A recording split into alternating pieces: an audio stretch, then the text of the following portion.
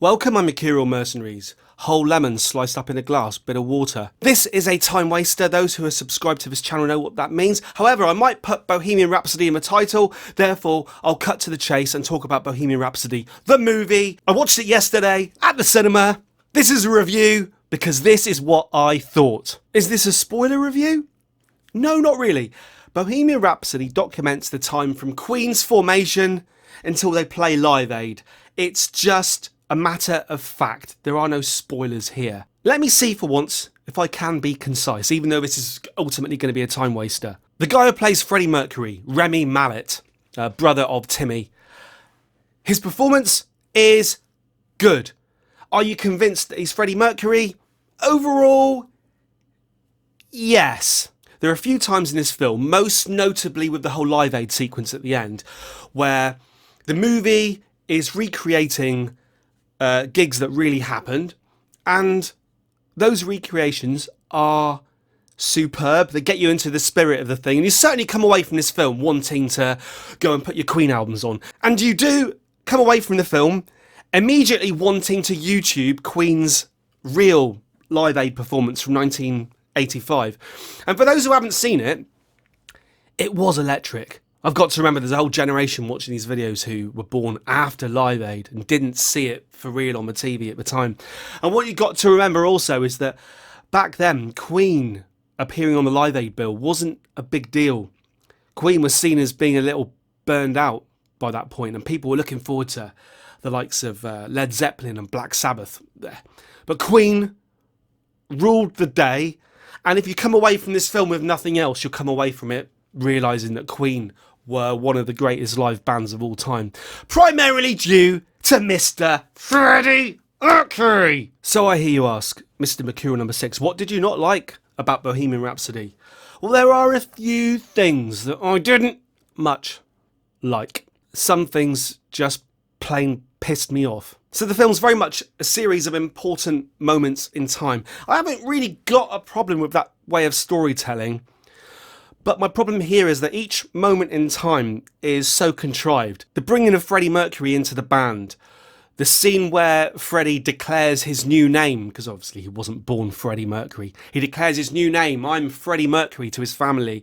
The recording of Bohemian Rhapsody. There are moments in this film that I just feel are really badly written. But bear in mind, Brian May and Roger Taylor had a massive hand in this film, and they were there during lots of these key moments. So there was the opportunity for these moments to be presented as they were. But I think what happens is, over time, even people who are at a certain event, their memories fade, and the stories that were told about things that happened become the stories that the person who was at the event tells, and then the story becomes the reality.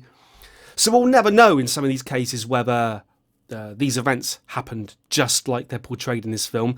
There's a moment where We Will Rock You is created. And for me, I laid back in my seat at that point and I think I mouthed the word bollocks, but I didn't say it out loud. I just went like that. Bollocks. Obviously, it was created a little like that because that's what happened. That's what ended up on the record. But the way people spoke their lines, everyone waited for their turn to say a line. No one spoke over each other. I mean, that's a problem with a lot of films, maybe most films. But when people are waiting in line to say their lines and you're trying to portray real life, real life doesn't happen like that. In real life, everyone is constantly listening to each other, and everyone waiting. Sometimes you waiting for the chance to say the thing, whatever the other point says, and you're not about to say their point because you've heard say your point. Talk is going to say because he's already thought about talking before they finish their point anyway. That's real life, my mercenaries. That's real life. This film is not real life. It's heightened. It's a heightened real life, which builds and builds and builds to Live Aid, and by the end, you've had tears. You have had tears, and at the end you do come away thinking, yeah, they really were something. They really were something. So does the film achieve an element of success? Yes, because it did bring a tear to my eye, and I did very, very, very much enjoy the music sequences. But those negatives When the film starts very early on, Brian May and Roger Taylor's names come up on the screen. Producers, executive producers, whatever. You have to be concerned by that. Because you have people who are absolutely instrumental in Queen guiding this production crew. I don't know to what extent. Perhaps they just let the production crew do what they wanted and then just vetoed it. I don't know. Gave it the okay. But there's certainly the feeling that this is sanitized. Funny enough, it's not sanitized to the extent I thought it would be.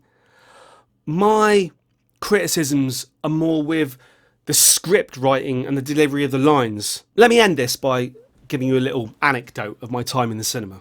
One of the primary problems with this film for me was that its central theme was Freddie Mercury's relationship with a girl. I'm not quite sure why that decision was made, but it probably has a lot to do with money. But there was a scene in this film, probably the most important scene in this film, and this is a minor spoiler, but you know it's a scene that had to come. It's the scene where Freddie Mercury comes out as being gay to his girlfriend. This is the pivotal scene of the film, probably. And Freddie and the girl are sort of in the foreground like this. And see the way we're doing it on camera here? If you're in the foreground here. So right now you can see the background is blurry because of the way we're focusing here, right? And in the background, on Freddie's bed, is his tabby cat, his tabby pussycat. And all this is going on in the foreground here. And he's telling her, he's saying, I've got something to tell you. And she's crying and he says, this is a bit of a spoiler, but he says, well, it's not really a spoiler because it's real life. And he says, I'm bisexual. And she says to him, no, Freddie, you're gay. And while this is happening and people all around me are crying, I'm watching the background and this tabby pussycat. He's out of focus, he's blurry, but I can make out the shape. It's a tabby pussycat. He's lying on the bed. And all I'm thinking is, and I'm looking, and I'm sitting, and also this is a point, I watched this film sitting at the very front seats of the cinema, so I haven't done that for a long time, and the screen's like this, massive, and to look, I'm having to look from one side to the other. When people are talking to each other, I'm looking from one side of the screen, actually moving my head like a tennis match. Usually I'm sitting at the back of the cinema watching it like a TV screen, but I'm doing this.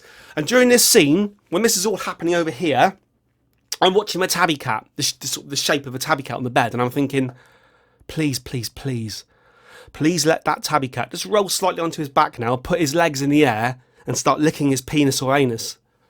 Just like my cat would do in an emotional scene like that. I'm thinking, please, please let that happen. Please. And I'm just watching the cat while I'm bisexual, no, you're gay. I'm watching the cat thinking, please, please, just have a really good lick of your anus or penis.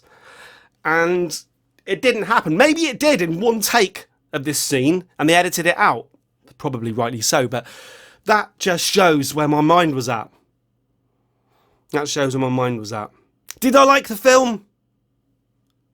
Yeah, it was alright, but with huge caveats. Would I recommend you go and see it? If you're a Queen fan, why not? There are moments there, especially the Live Aid part at the end. There's this shot that starts up in the air above Wembley Stadium and kind of zooms down and then goes across the heads of the crowd to the stage. CGI all the way, but it is amazing. I mean, it helps that I'm looking at the thing like this. And the volume in this place was so loud. The person I was with, I had to give her earplugs. And I wish I was joking, but she watched Bohemian Rhapsody with earplugs in. And I came out, I mean, my ears are sensitive because of years of having someone hitting a cymbal right next to my ear. But my ears are shot and sensitive anyway, and I came out with my ears ringing. It was loud. I mean, that's just how loud someone does that in the cinema. There's no reflection on the film. And to be fair, if you're going to watch a rock film about hedonism and excess, then yeah, have it loud. Have it loud. Do I recommend you see it if you're a Queen fan? Yeah. But you might just watch it like me and just think, yeah, that never happened. He never said that. He wouldn't have said that. He wouldn't have said that like that. There's no way he would have used those words, and that's what I was thinking all the way through. But as a nice little wrapped up history of Queen, especially for someone who doesn't know about Queen, if you're not a Queen fan, perhaps go and see it as well, because then you might come away from it thinking, yeah, I'll go and listen to A Night at the Opera. There you go. It turns out that Freddie Mercury was a fan of cats, and he had a beautiful tabby pussycat. I was always a fan of Freddie Mercury, and yeah, there were moments towards the end of this film where I did I felt like I was chopping onions. Obviously I didn't cry, but someone was chopping onions somewhere. Right, there you go. That's the Queen review out of the way, and we can now move on to the time-wasting part. Okay, I can relax now. The casual viewers have gone. I'm just left with you guys, my mercenaries, my time-wasters. So, yeah, I'll watch the film, and I go into it's called Chocker something. I mean, that would be a terrible name for a shop, but it's called Chocker something. It's like a coffee shop that sells chocolates as well. And I go in there. And every time, if you guys follow me on Twitter or Instagram or Facebook, you know I photograph everything in my life. Every day, I give you a cheers photograph. And I would have given you one yesterday. Not sexually. I would have given you a photograph of me holding up my coffee and saying cheers to camera on Facebook.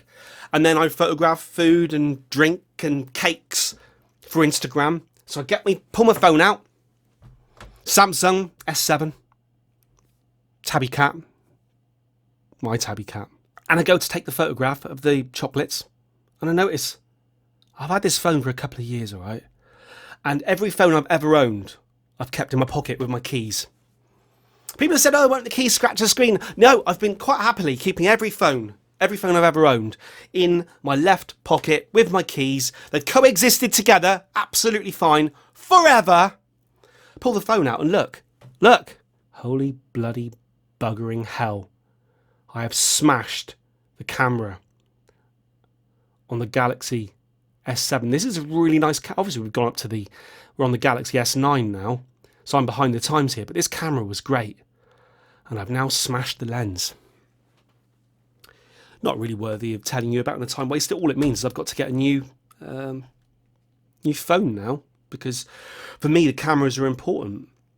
And unbeknownst to you guys, many videos have been filmed for this channel on phones. All my early cupboard videos, the sort of out of focus, terrible looking videos, they were filmed on my Nexus, I think my Nexus camera phone. And all my recent ones have been filmed on this phone. Interestingly, on the Samsung series, it's the rear camera that has the high megapixel content and the quality that everyone talks about. However, I film all my videos on this camera. This little dot here. This tiny little pinprick. When you think of the cameras that people use on YouTube, great big lenses like this, let all that light in, and then I filmed stuff on that little pinprick. So now I've got to get a new phone. It has been said to me, why don't I just get this phone fixed? Because I feel that this is a sign. Many a time recently I thought, should I get a new phone? And I thought, no, I can go with this one till it breaks.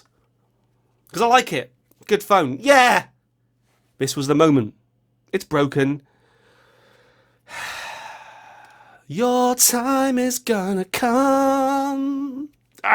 Feeling ill recently. I can't shake a cold. It stopped me from doing a lot of videos because I've just been so bad. I've just been lying in bed or lying on the chair watching telly, just thinking I can't be filming stuff for YouTube for no one to watch when I'm feeling ill.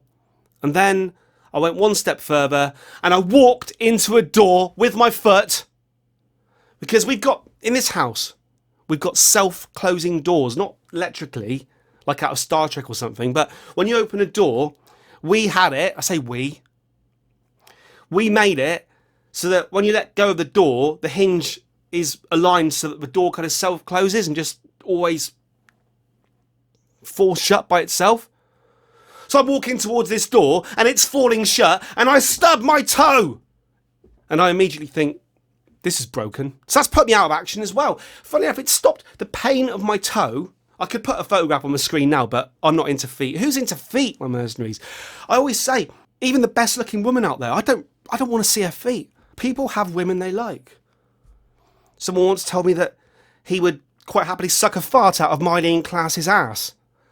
But, I mean, that's fair enough. Maybe I'd suck a fart out of someone's ass. I'm not sure, but I wouldn't want to suck their toes. I'm not into feet. Quentin Tarantino's got a thing about feet, hasn't he? He really liked Uma Thurman's feet. So he features feet on the screen. Imagine that. Watching that. A 20-foot tall foot on a cinema screen where you have to look like, oh, look, there's the heel. Oh, there's the toes up there. And there's a tabby pussycat in the background licking its anus. Anyway, I could put a picture of my foot on the screen. There might be, maybe there's a girl out there who wants to see. I mean, I didn't cut my nails before I took the picture, unfortunately. I'll put a picture up anyway. There you go. There you go. There's a picture of my foot. Thank you very much. I'm getting ill just doing this video. Bloody hell. So, next. Unbelievably, you won't believe this. I still have a Apocrypha, which is the baby metal book. I still have this graphic novel to read, all right? Yeah, I haven't read it yet. I haven't time. I haven't got the time to do these things. I've got Bandmaid's album, World Domination. I have it. I haven't listened to it yet. I'm going to listen to it, and I'm going to do a review of it. I am. I promise. Which brings me on to copyright again. I have albums everywhere to review. You know I've got Gorillaz, Plastic Beach to review, and Dr. Octagon, and Jimi Hendrix, and I've got Genesis albums to review. I've got albums everywhere, spilling out of everywhere, but the copyright thing is an eternal problem. And I did a video on Article 13, and this is the EU directive, which could put a stop to the way YouTube operates and certainly close down this channel, and it will stop most people in Europe watching YouTube at all. And if you watch my video on that, I had a few twos and throws with people. Not everyone buys into what Article 13 could mean. However, yeah, if you are a bit pessimistic about it, I would say realistic, but pessimistic if you like, it really could put an end to this hobby of mine, talking to you guys. And what I'm trying to do, not that this might work, because if YouTube block everybody in the EU uploading videos, and it doesn't matter what I do, I'm doomed. But I'm thinking about trying to perhaps review music without having to play the whole album. So I listen to it and then I talk about it. Now, it sounds dull and it sounds just like what everyone else does, but I always think I could put a spin on it because I'm the Mercurial number 6. Yeah? I'm the Mercurial number 6. Which leads me on to my final point today. What happens is I'm always coming up with new ideas for series. And yeah, you can start a series and then I never finish the bloody things because I just move on and move on and move on. I haven't got a team behind me here helping me out, writing material, doing the filming, doing the editing, helping me out. I just give him my stage clothes and I just walk in and talk to camera for a bit and then get content. No, it's just me. It's just me and my cat. And my cat is no help because he's too busy licking his anus to even help me. But I came up with a new idea for a series. Well, I came up with an idea for a new series on Mercenaries. Because I get copyright claims, worldwide blocks, or the potential for a copyright strike when I listen to other people's music, react to other people's music. I thought perhaps I could react to some of my own music. I own the copyright for my own music. Yeah, you don't know it and you won't want to watch it and no one will watch it. But I thought I could go one step further than that. I could react to my own music and I could talk about the creation of the music, because whereas I have to guess when it's other people's music, I know why I created mine. I know the stories behind it. What happened was a couple of days ago, I accidentally, and it really was, I just sort of clicked on it. I accidentally listened to one of my old songs and I hadn't heard it for years. I couldn't even remember it, to be fair.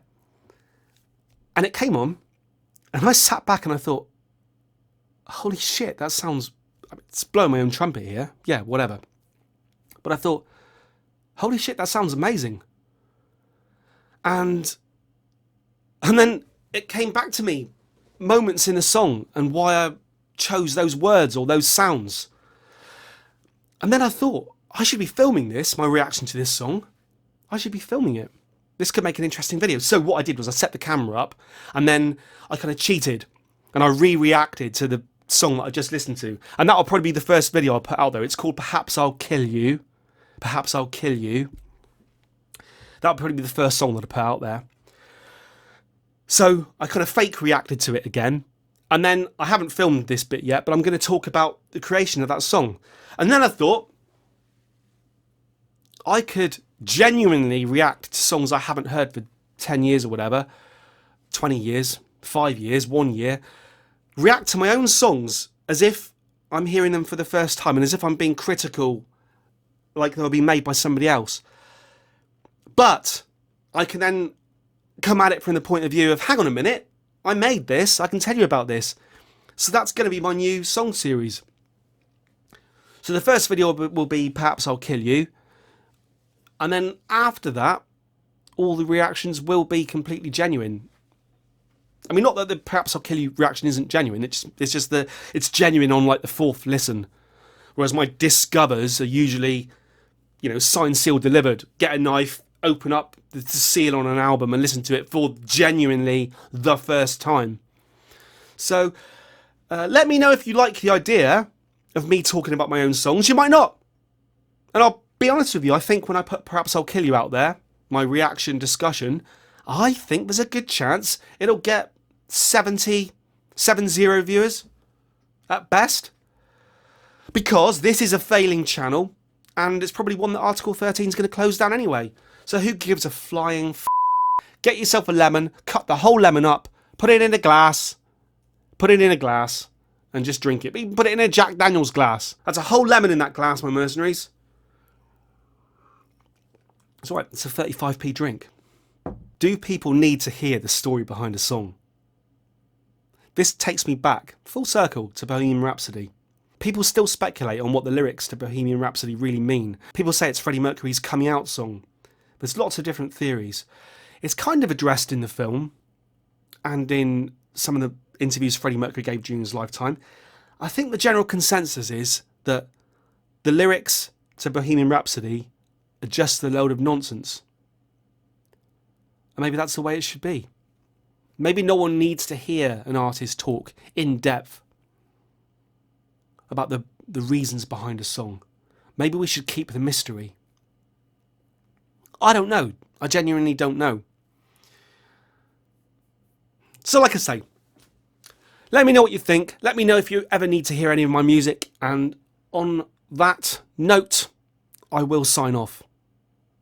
Thank you very much. Over. Subscribe if you haven't subscribed. Press like if you like. Press thumbs down if you're a cock. Thank you very much. Over and